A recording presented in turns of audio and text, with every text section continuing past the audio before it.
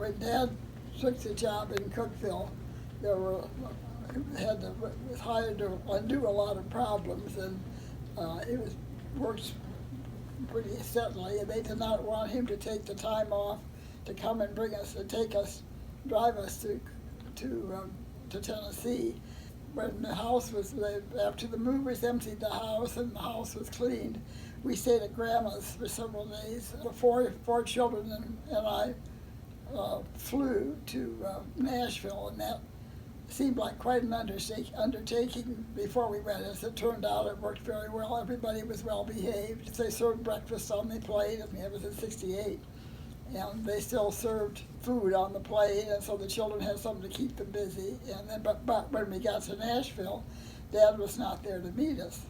Quite a while went by, I think almost a half hour or so.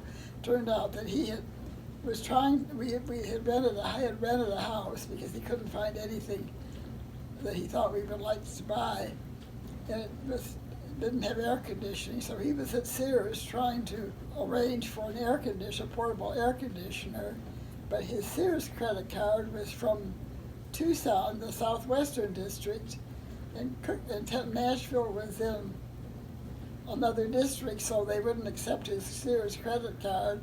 He had all kinds of problems, but he finally arranged to get the air conditioner somehow, and he finally came and met us and took us to our new home, in which we stayed for about 3 months looking for a house that was appropriate. It was on Glenrose. I can't remember what the problem was. I know nobody slept very well that night because it was hot and sticky, and in Tucson, the days are hot, but the nights always cooled off, and there was never anybody had a problem sleeping because of the heat. But in Tennessee, it was a hot, sticky, damp heat, and it was a pretty crowded house. I think in the girls' bedroom, they had to walk over the beds to get to the desk on the other side of the room. I mean, there wasn't room for all of our furniture, but we had to live there while we were looking for a house appropriate to buy.